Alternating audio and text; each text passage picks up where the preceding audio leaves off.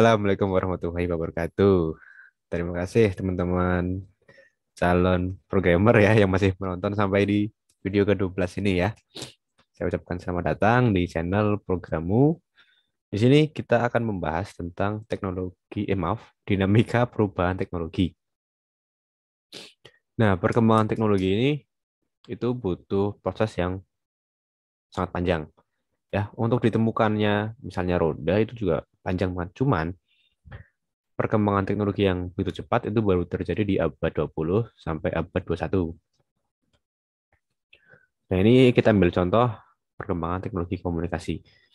Dulu di zaman saya, mungkin di zaman teman-teman lain yang mungkin umurnya udah 40 atau 50, mungkin merasakan ya gimana susahnya berkomunikasi ya dari surat-surat gitu kan. Dulu telepon pakai wartel ya namanya, wartel. Saya juga masih mengalami wartel dulu. Tapi teman-teman yang masih muda-muda, yang generasi Z atau yang masih muda banget, mereka udah tidak mengenal apa itu wartel. Ya, tahunya udah lahir udah megang smartphone sekarang. Nah, jadi perkembangan teknologi untuk komunikasi itu semakin banyak ya, semakin cepat berkembang ya. Ya itu seperti tadi ya dari eh, wartel, kemudian HP Nokia itu yang besar, terus sampai sekarang udah smartphone. Smartphone pun ini udah lengkap nih, bisa buat macam-macam gitu, bisa buat radio, TV dan lain-lain gitu. Untuk telepon juga ya, bahkan sekarang telepon kayaknya untuk penggunaan pribadi lebih ke WhatsApp gitu, telepon WhatsApp atau Telegram gitu, jarang langsung telepon pakai pulsa. Sekarang udah jarang. Tapi saya kurang tahu sih kalau di tempat lain ya, tapi kalau yang saya sekarang sih seperti itu. Entah mungkin di tempat-tempat lain masih pakai telepon, apa namanya, telepon pulsa gitu ya. Ya mungkin teman-teman yang dari luar Jawa gimana nih, yang mungkin dari Papua, apakah di sana apa namanya masih sering pakai telepon itu yang kecil, yang Nokia kecil itu loh, atau gimana? Eh, Bukannya body shaming, bukan ya, saya karena di sini kan eh, kita tuh terpusat di Pulau Jawa ya. Gitu. Saya belum pernah ke sana, ke luar Jawa. Maaf, ke daerah Papua belum pernah. Jadi saya belum tahu di sana tuh gimana gitu. Mungkin teman-teman yang dari sana bisa sharing-sharing ya. Nah, kelebihan dan kekurangan teknologi. Teknologi masa lalu tuh lebih lambat dibanding yang sekarang. Wah, itu jelas. Kita ambil aja Edge G, 2G ya, sama 4G, 4G. Itu teman-teman yang mungkin yang dulu itu pas masih pakai 3G itu kan udah kenceng tuh ya. Tapi ternyata 4G itu sangat-sangat lebih kenceng sekarang gitu. Nah, itu salah satu contohnya. Nah, teknologi masa lalu masih menggunakan hewan, masih manual ya, hewan. Seperti narik apa itu pakai kuda gitu ya. Sekarang udah pakai mobil, pakai mesin. Dan masa lalu itu bebas polusi ya karena pakai kuda itu, pakai hewan. Dan sekarang walaupun cepat tapi ya ada polusinya. Walaupun mungkin nggak semua sih, nggak semua kendaraan. Saya belum belum pernah eh, belum apa namanya, belum tahu ya kalau untuk apa namanya kendaraan-kendaraan listrik itu gimana polusinya atau gimana. Mungkin teman-teman yang tahu bisa sharing-sharing. Nah, dampak perkembangan teknologi terhadap bisnis. Nah, jadi ini sangat berpengaruh ya, karena perkembangan teknologi itu nggak ada habis-habisnya. Pasti ada, pasti ada. Nah, perkembangan ini secara tidak langsung memberikan solusi yang dapat membantu serta memudahkan segala urusan bisnis. Ini kita ambil contoh aja OL Shop ya. Adanya OL Shop ini sangat-sangat membantu urusan bisnis teman-teman yang berdagang, yang karena udah nggak usah pakai toko ya kan, sudah bisa dari rumah gitu. Itu contohnya. Nah, nampaknya itu meningkatkan efektivitas, efisiensi, jelas meningkatkan potensi bisnis. Ya, ini kalau di OL Shop jelas pasar kita kan jadi lebih luas. Tapi ya, nah, saingannya juga luas sama aja gitu. Terus memunculkan paradigma baru dalam bisnis, mempercepat respon terhadap konsumen. Jelas. Kemudian, nah ini ada siklus hidup produk. Nah, siklus hidup produk, saya rasa teman-teman yang udah berusaha pasti udah mengalami naik turunnya produk ya siklusnya. Nah, ada 4 tahapan ya apa namanya siklus hidup produk itu. Ada tahap perkenalan, pertumbuhan, kedewasaan, dan kemunduran. Nah, kita jelaskan satu-satu. Tahap perkenalan itu barang mulai dipasarkan dalam jumlah yang besar maupun volume penjualan yang walaupun volume penjualannya belum tinggi. Kemudian ongkos iklan ya. Ini terjadi di kampus kita Cibermu ya. Di awal-awal di awal-awal keluar ini kami juga jor-joran ya, dibilang jor-joran dalam promosi gitu biar pada kenal. Yaitu salah satu tahap perkenalan. Karena saya sendiri kan sebagai ketua biro Penmaru ya. Jadi saya benar-benar jor-joran untuk iklan dan lain-lain. Ya nggak apa namanya aja perkenalan ya. Kemudian ada tahap pertumbuhan. Nah, jadi setelah perkenalan kita ambil apa namanya? Ambil hasilnya. Gimana nih hasilnya?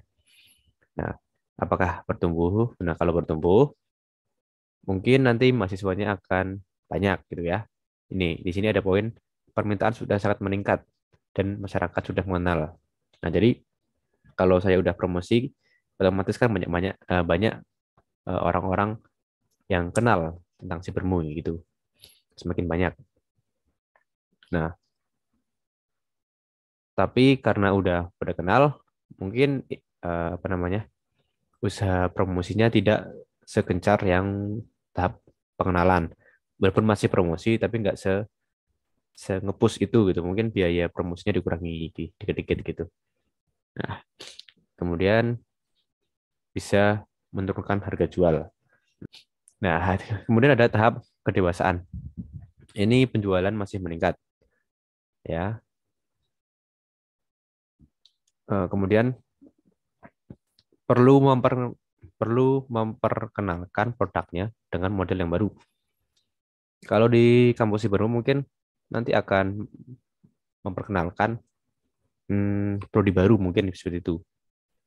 Bisa jadi. Nah, kemudian usaha iklannya juga mungkin ditingkatkan lagi untuk menghadapi pesaing. Jelas akan banyak pesaing soalnya. Nah, ini tahap kemunduran nih. Ini hal yang cukup hmm, apa namanya? Cukup harus diantisipasi ya. Takutnya nanti teman-teman menghadapi juga gitu. Kita semua takutnya menghadapi juga. Jadi kalau udah masuk ke tahap kemunduran, barang yang sudah dipasarkan, maaf, barang baru harus sudah dipasarkan untuk mengganti barang lama yang kuno. Jumlah pesaing sudah berkurang, tetapi penguasaan biaya menjadi sangat penting karena permintaan sudah menurun. Ya, ini kalau yang kayak gini mungkin harus dikejarin lagi nih. Misalnya karena udah Jawa Tengah, udah saya promosi di Jawa Tengah gitu, mungkin nanti pindah nih ke Sumatera gitu. Mungkin seperti itu. Nah, ini usaha manajemen pada saat penjualan menurun, memperbarui barang ya. Kemudian meninjau kembali atau meninggalkan sama sekali barang tersebut. Ya, ini merupakan keputusan yang cukup berat juga ya. Tapi itu harus eh, itu. Nah, ini strateginya ya, strategi perkenalan. Mungkin teman-teman yang sudah berwirausaha mungkin lebih paham nih.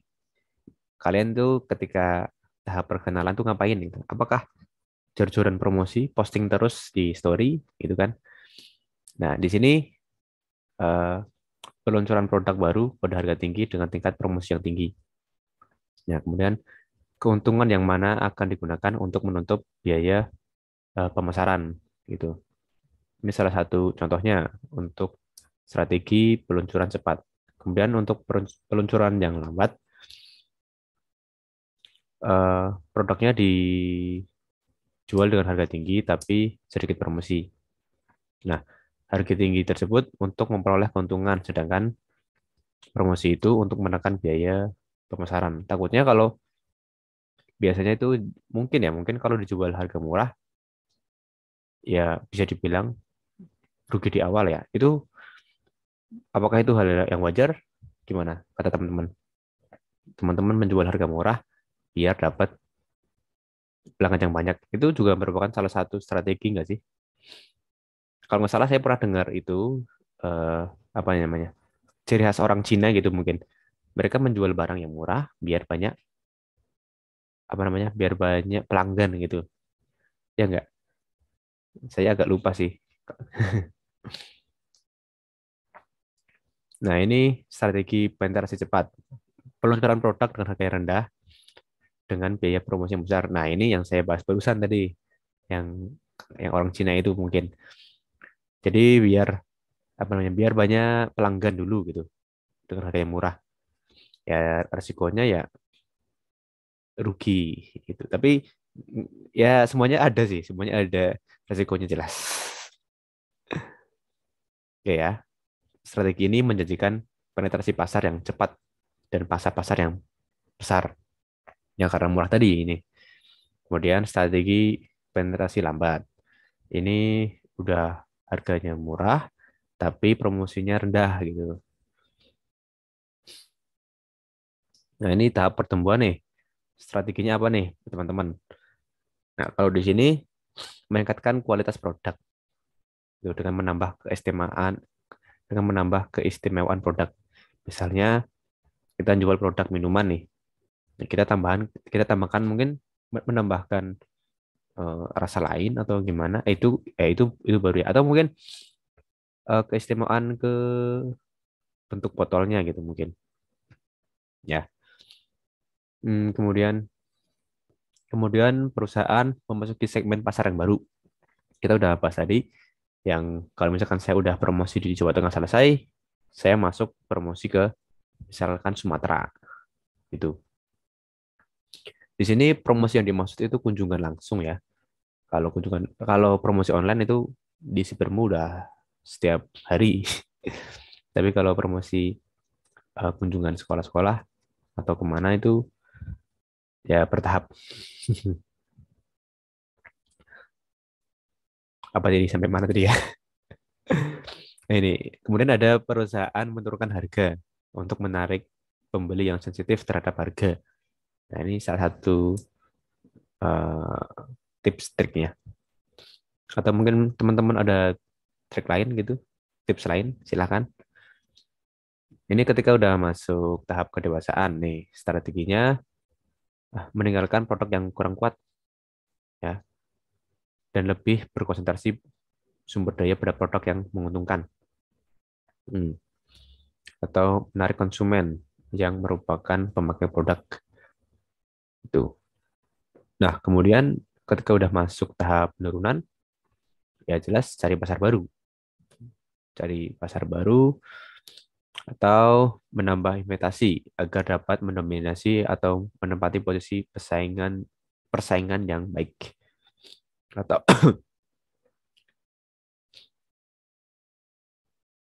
itu.